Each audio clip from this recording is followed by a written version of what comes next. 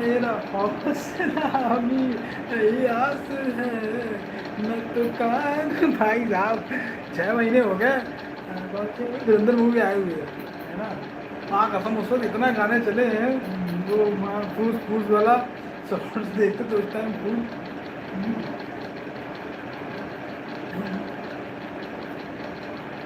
एक मिनट भैया पानी पी लेंगे आराम से, वैसे पता नहीं कब तक मिलेगा।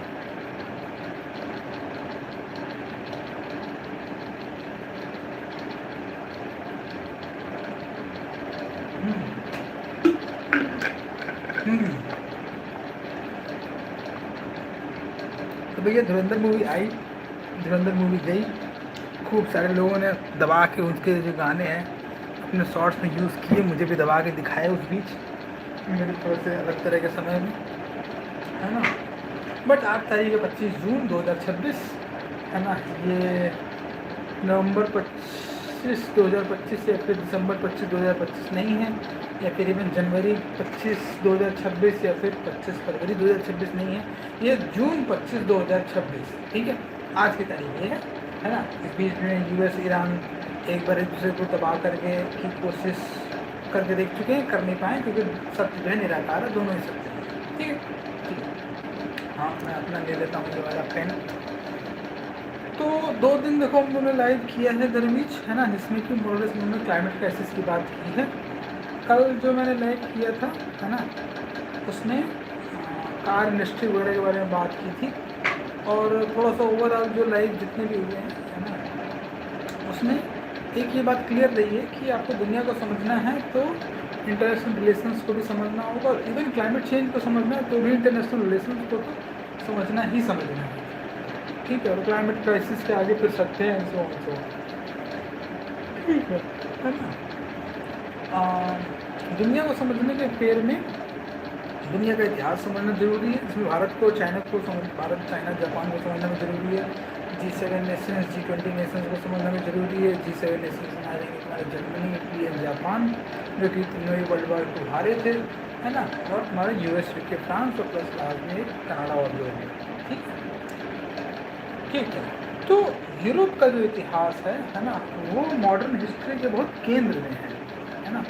उन्होंने थोड़ा सा रेनेसांस से शुरू होते होते घुमा फिरा के अभी मॉडर्न में यूरोपियन यूनियन बनाना, वर्ल्ड वार 2 लड़ना, है ना, वर्ल्ड वार 1 लड़ना, 2 लड़ना, बहुत सारे पॉलिटिकल आइडियोलॉजीज ट्राई करना, है ना, from liberal capitalism to even communism as well, है ना। फिर वो आगे पीछे यूरोप वालों ने खूब, है ना, झूला है, ठीक है। बट उसके बाद फिर उन्होंने अपने 400-500 साल के ऐतिहासिक जर्नी के बाद, है ना, फिर उन्होंने यूरोपियन यूनियन अच्छा बना भी दिया। उस प्रोसेस में यूरोप जो एज अ प्लेस, है ना, जिसमें बहुत सारे नेशंस नहीं हैं, और which also has European union, जिसमें बड़ी बड़ी ताकतें तो हैं ही हैं, फ्रांस, UK, जर्मनी, इटली, है ना।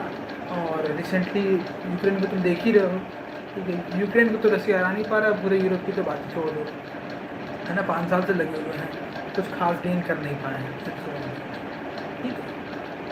तो यूरोप का इतिहास, है ना, ज़रूरी है। वर्ल्ड वार 2 एक जो घटना है उसको समझना जरूरी है, क्योंकि उसके आगे और उसके पीछे का जो समय बीता है ना। वर्ल्ड वार 2 1945 में ख़त्म हुआ था, ठीक है। तो उसके बाद का जो अगले मान लो 50 साल हैं 20th सेंचुरी, और उसके पीछे के जो 50 साल हैं, ठीक है, उन दोनों को समझना जरूरी है, क्योंकि वर्ल्ड वार 2 एक बहुत क्रूशियल घटना है। वर्ल्ड वार 2 के बाद एशिया से मोरलेस ब्रिटिश एम्पायर लार्जली ख़त्म हो गया था, है ना। फिर वहाँ पे एक सेंस में नेशनलिज्म का आइडिया खूब बढ़ा चढ़ा, राजा वगैरह काफ़ी कम हो गए, है ना। और उसके साथ फिर उन्होंने काफ़ी आगे अपना जो सफ़र है वो तय किया, ठीक है ना।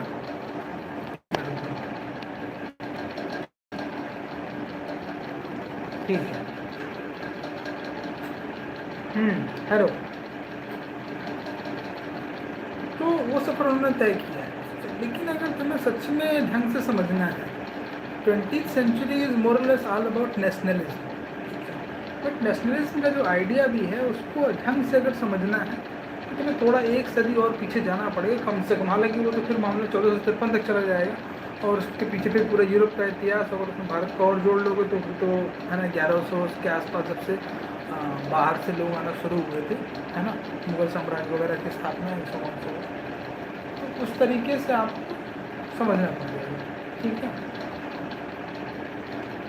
आई don't know what language you speak right now. I am speaking Hindi, what do you want me to speak? You want me to speak in English?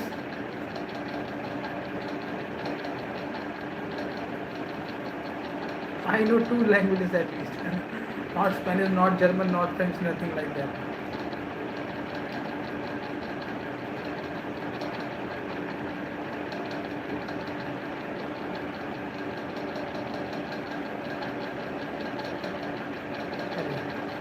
So basically, in order for us to understand our world which exists outside, we certainly have to understand G7 nations.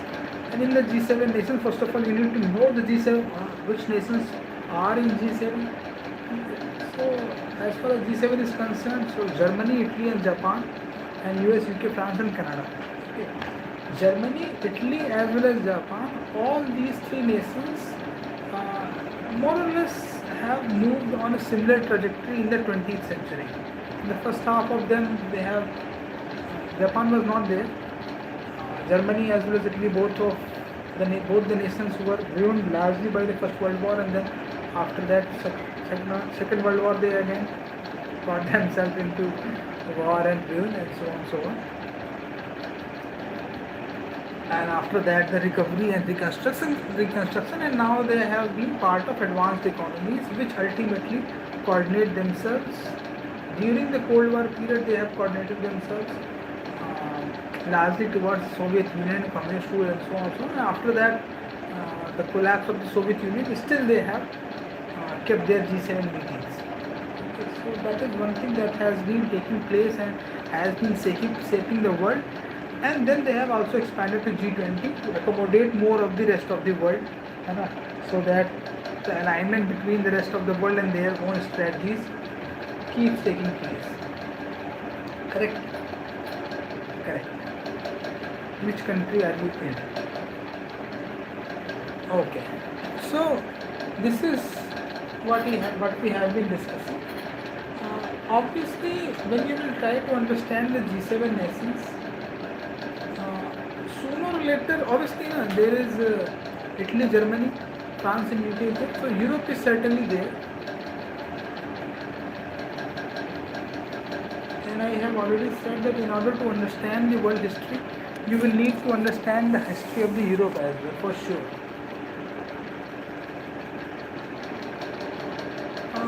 One very important aspect that you will find in the overall history of Europe is the answer to the question that what should be the relationship between state as well as its citizens. So there has been a lot of thinkers from Plato to Aristotle to Rousseau, John Locke, and recently Gramsci, and so on and so on. Essentially, there is a spectrum that exists in which on one side there is a lot of power to the state, and on the other side there is the individual has been given a lot of power. Correct? And the state's power has been recently reduced. Fine.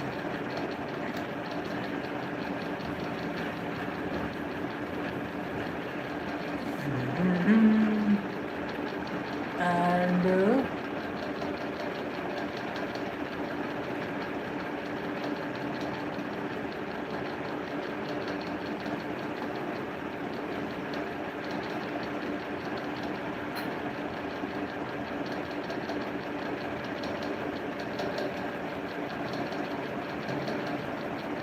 I would certainly like to read more of the history of the Germany from the very start. The German nationalism, how it has started, and even also as far as France is concerned, it is generally famous for the 1789 revolution. I would like to know the history of France from the very start.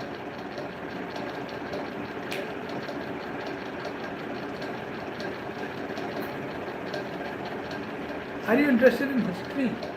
Or what is it that you are interested in? What are the topics that you find yourself interested in? We can have some sort of conversations around that, although I will make sure that the structure of the conversation doesn't really drift a lot. Okay. So, France, Germany, Italy, Japan, US, UK and Canada.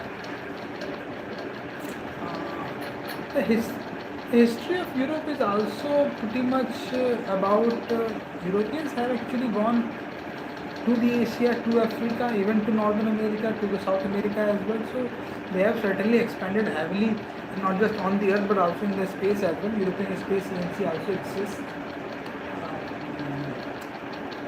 In terms of social organization or industry or services, also they have certainly moved their economy also up in terms of value chain as well.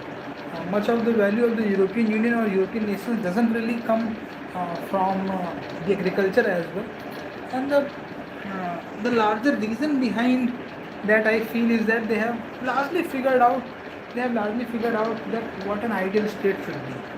By moving towards communist, Eastern Europe has been turned into Eastern Europe has been also communist states as well, including the West East Germany as well. But by trying various things, various political systems,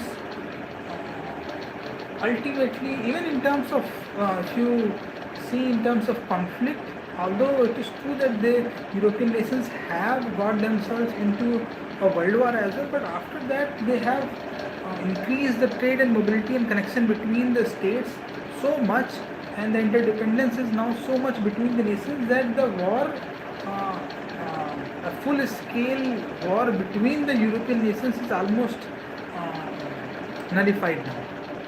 And obviously, as a result of that, European Union has been created. So that also has to be there. Also, credit has to be given to them. That in one way or the other, they have fought fiercely for their national interest, but at the same time, they have also realized now that their national interest ultimately lies more in not fighting. But that does not mean that stagnating. Their economy has moved in this whole process. Their economy and society has moved decently upwards. They are certainly not inactive as such.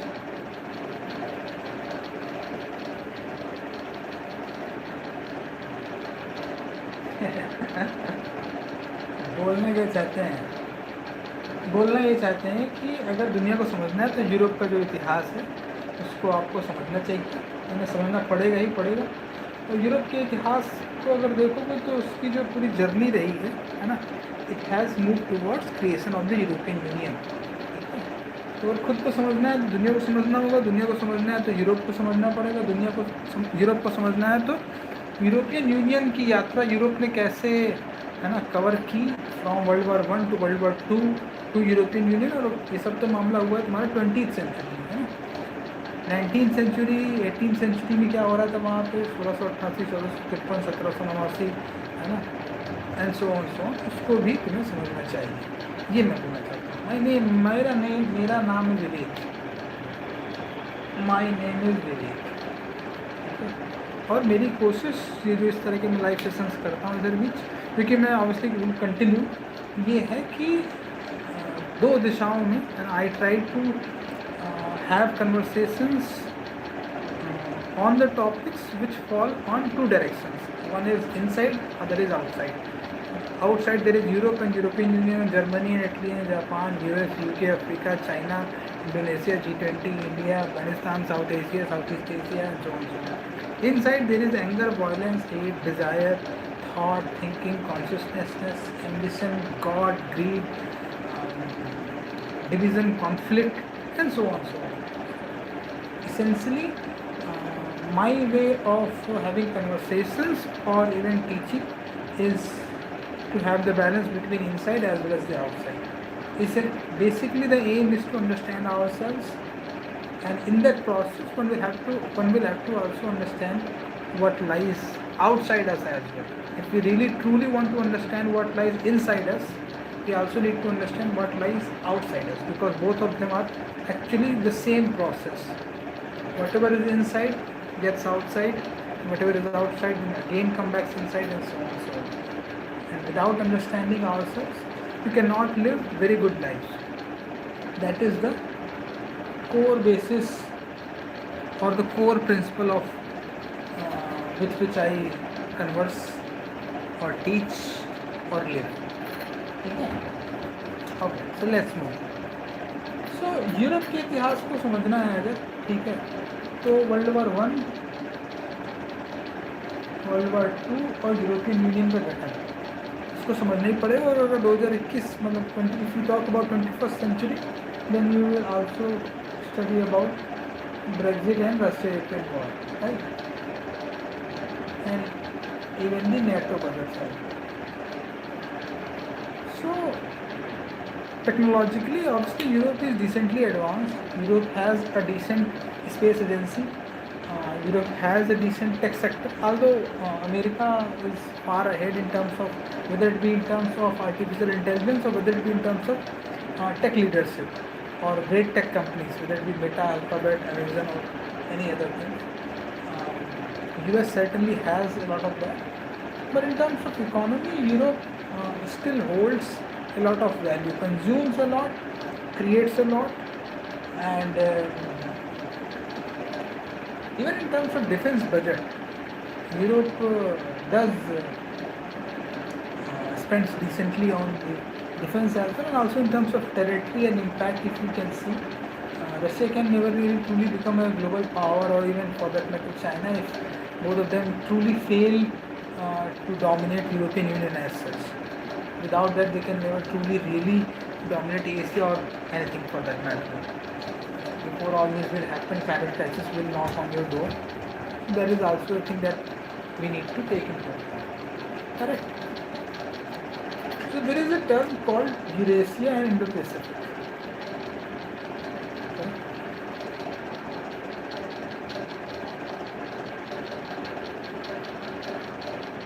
I have been saying of late that if you truly want to understand yourself, you will have to understand the world as well.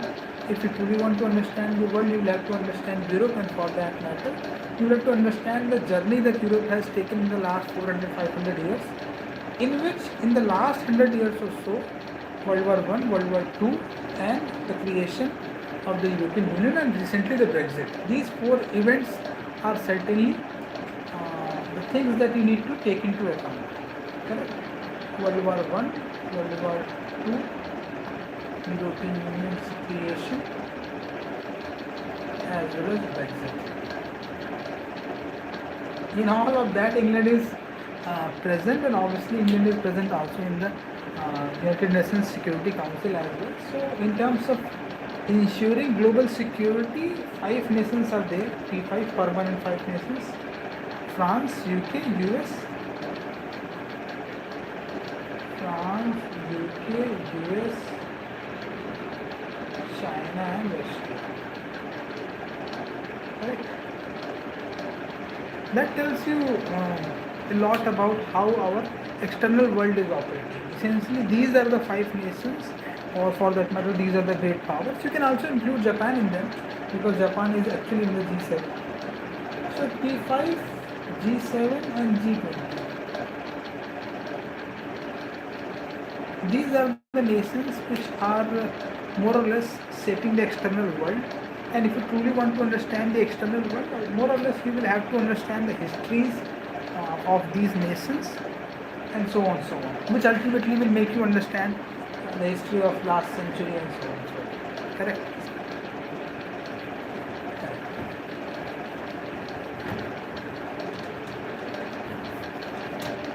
Okay, obviously we are talking right now in terms of patches, but it is not as if that we are not integrating anything at all.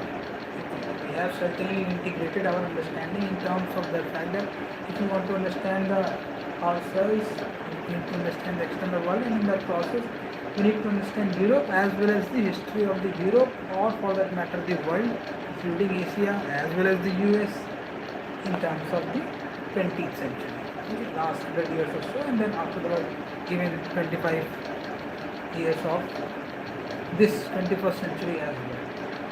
Without a doubt, we have no doubt about that. In the next 20 to 30 years, we are certainly going to have climate crisis affecting or making its impact seen all over the earth, all the nations. Correct? As globalization has taken over the whole earth in a sense, with the internet and also the all sorts of international trade and World Trade Organization and so on, so on, including the United Nations, which has a way to integrate or put all the nations at least together at a platform, so that they can integrate their strategies and differences and so on, so on. And every year in September they meet together and then they try to manage their differences and so on, so on, apart from the bilateral stuff. Correct? So world right now is certainly connected, but at the same time there is surely a current of nationalism, every nation trying to protect their own interests as well. And as far as the global international system or order is concerned, it is certainly, even right now, US led.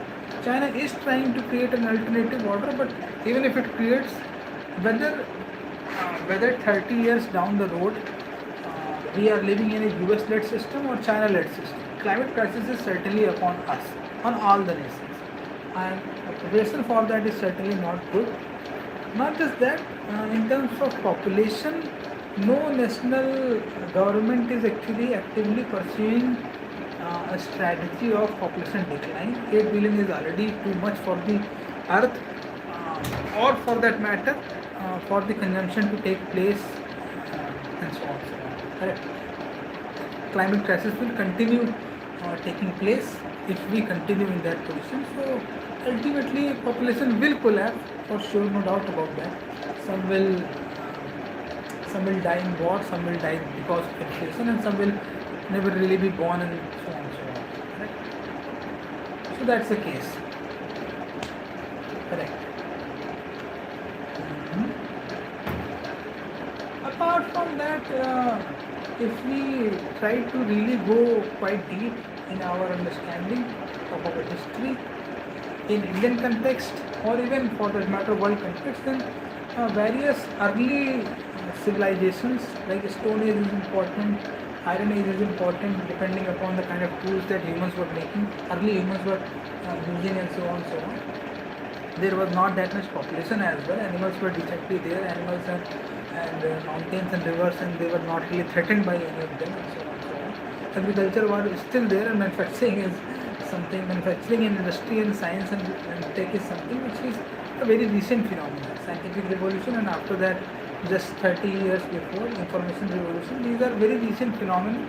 They have not been always there as far as the human society is concerned. So if we build from too far back, religion has certainly played a very important force, and still even right now does that. Language also is one of them, and religion. Apart from that, you will see trade is also one of them. Politics, or the relationship between state and citizenry, is also one of them. Economy is trade, more or less, in one way or the other. And in that context, civilizations that essentially appeared around rivers, like Indus Valley civilization, and also other Amazon and China and so on, so on. So we will also try to not only build from this side, from the current 21st century to 20th century, we will also look up from the very early time as well, including the geology and the creation of the earth and solar system and Big Bang and so on. So with that, I think I will now leave you with that. Moving forward, we will be trying to cover the expansion of the time from both the sides. Correct? Obviously, very soon we will be finding ourselves And not just that, we will go backwards, we will also go forward as well in the future as well, in which we will surely see discuss climate crisis and so on. So on. This much is more than enough. I'm pretty much sure that the whole of the episode, 25 minutes episode, has been very patchy, but I think that that's what it is. Moving forward, 30 days down the road, I don't think that it will be that much patchy. Most likely I will not be doing in this way as well. I think I will be using some sort of PPT or document or something like that. Till then, I am trying to find a way in which drift is not there, and if possible also live interaction is there, or whatever is the case. Don't worry about that. There might be a whiteboard session. Obviously there will be some sort of mic and so on. So wait for 30 days. Bye.